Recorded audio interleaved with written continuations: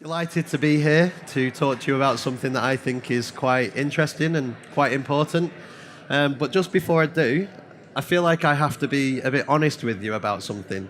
That I don't know if you quite know exactly how this works, but we pay an eye-watering amount of money to present here and promote our business, and the organisers call me up and say, "You've spent so much money, great, you can have a seminar." So I'm like, "Oh, great, we can promote the business." And then they say, "But don't make it too salesy." So me and my team go away and think, how can we be salesy without being salesy? And my sales guy says, "Lock them in the room, don't let them out till you've got the credit card details." And my customer delight manager says, "We've got these great case studies and I think this will be really useful." And of course that's what we end up doing. We deliver a lot of value and try and change people's opinions and share some insight.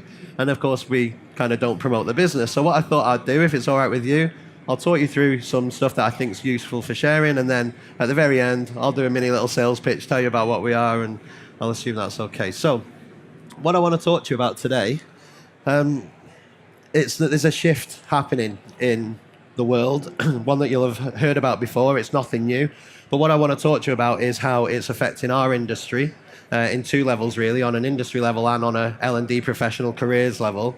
And I'll talk to you about what I think the future is going to look like, and what I think you should do about it, and probably the most important part, really. So this shift, it's comes down to really attention spans getting shorter, is probably the way I would put it.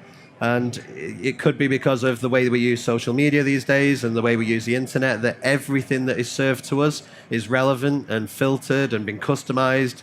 And when we go to the professional organization, we go to our work lives, you almost expect relevance, you demand it, you're intolerant of anything that isn't relevant to you. And it's really talking about how that's affecting the industry and careers in the same way that we're overloaded with so much information now. That are we having shorter attention spans so that we're filtering ourselves, we know what we want, what we don't want, and it's thinking about how that's affecting us. So the thing that I think is happening in the industry, that the way that content is created now, it's just so easy to create content. It's so readily available that the way that it's priced, the way that people purchase content has to change. And also on a career level, I'm not an L&D practitioner. I'm not in an organization working on L&D strategy, but I speak to hundreds of heads of L&D. They're telling me what their problems are, and we're trying to think up ways of solving their problems. So I think we've got a bit of a unique insight that I can share with you about the ones I see doing very well, the ones I see them going up in their career, moving on to better jobs, the ones who I see getting real results, and I can share with you what the two things I think that they're doing differently to others, and also what that looks like. So the main thing that I see different with people who are doing really well is how well they understand the business needs. Now that might sound quite obvious, but I'll speak to some people in L&D and they will know to quite a high level what the profitability of the organization is, what different stores' performances are, what different managers are doing with different needs. And then I'll speak to others where they may be stuck in an old hat way, that they're a course creator, or they're just like looking at producing more content, how good they are at delivering content. But the ones who are really understanding the business needs to a higher level are the ones that you can just see moving on and getting better results.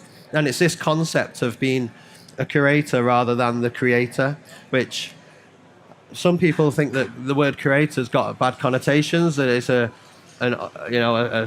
stuffy museum and somebody's choosing all the relevant items, or being the L&D police for the organisation, saying to people what they can view or can't view. You can't have this YouTube video because we've not approved it.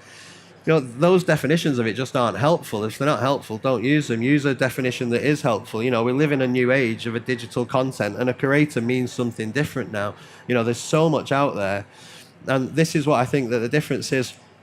The skills required now for an L&D professional, it's to be a curator, you have to have a different set of skills. So rather than being maybe a subject matter expert, it's about being an expert of sourcing content and how well you can evaluate the content that's out there. So it's taking your expertise as a trainer and as an L&D professional and then applying that to filtering what's out there rather than creating it. And that's what we're seeing a lot more of now. The people who are just being much smarter with how they source content, the value for money that they get. And also the ones who they're really thinking quite laterally. So about content that might not obviously be content for training, but how they're bringing that in, and they're actually thinking how they can use content in different ways. So it's become quite popular now to use TED Talks and things like that within your content selection, but other ways that you might be able to use certain bloggers that are out there, certain experts, because what's somebody going to do when they've got a problem? Are they going to call the L&D department, or are they going to Google it? You know that they're going to go out there and Google it and find it themselves. So actually, how can you compete with that and become the experts to go to and say, well, no, we know what content is great for the business needs? And it's linking up those two concepts of how well you understand the business needs and how well you can curate the content that's out there so that the learners see the L&D department as being able to support them by expertise in pointing them to the right content. And that's what we're seeing a big shift in.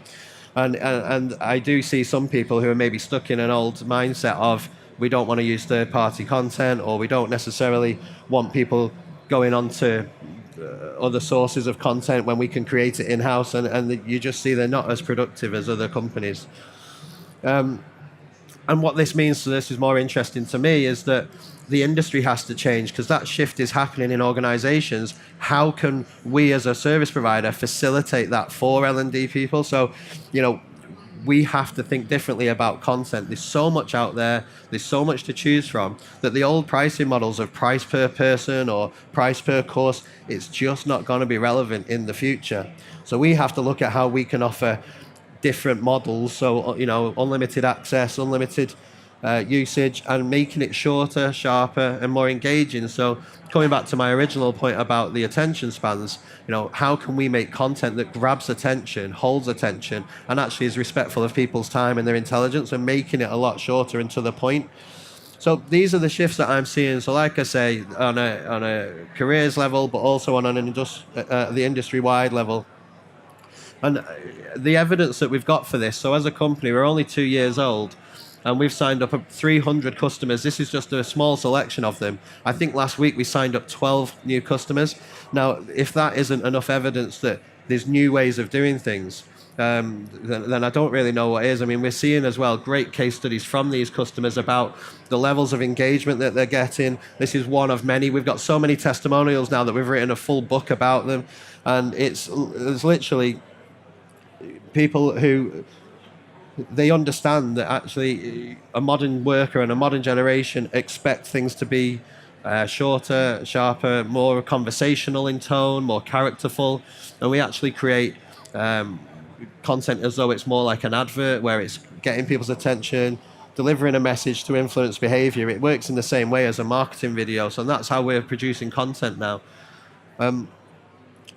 So that was pretty much the end of what I had to say about the shift. So it's this, the idea that attention spans are shorter, and that the winners and losers on a careers level. I just think it's those two main things: understanding the business needs and being able to then apply that to being a curator of third-party content and sourcing other content, and then looking at how you can actually apply that in your own businesses. With providers like ours. So I guess this is the bit where it gets a little bit salesy and about what we do. We set out to create short animated explainer video based content, and we spoke to some people. They were tied into long contracts, being charged per person, and we just said, look, it's nonsense, it's content. It doesn't cost us any more, the amount of people that are using it. So we just said, look, it's not per user, it's not per course. You pay us a monthly fee, and you can have unlimited access to everything that we've got. And every week we'll release new content based on customer suggestions. So what that's led to is that we're getting asked for courses that typically they're not out there, and they're things that are at the most need now. So we're asked for things like modern slavery or unconscious bias or changes to certain regulations. So when we release these courses, it tends to be that it's the best content on the market. It's been given to them for free. And it's creating real fans. We've got real advocates of what we do. We've had nobody cancel in the whole 2 years that we've been running this. So the whole salesy bit was supposed to be that we're offering some free content. So if you wanted to head over to our stand, we can scan you, and after the show, we'll invite you to have a free trial, and you can actually choose a piece of content to have for free, put it in your LMS or use our free LMS, and then let us know how you're getting on. But yeah, like I say, it was pretty much, if there was one takeaway that I could leave you with, it's this idea of being a curator rather than the creator and applying your expertise in that way. And that's what we're geared up to facilitate. So thank you very much. Bit short.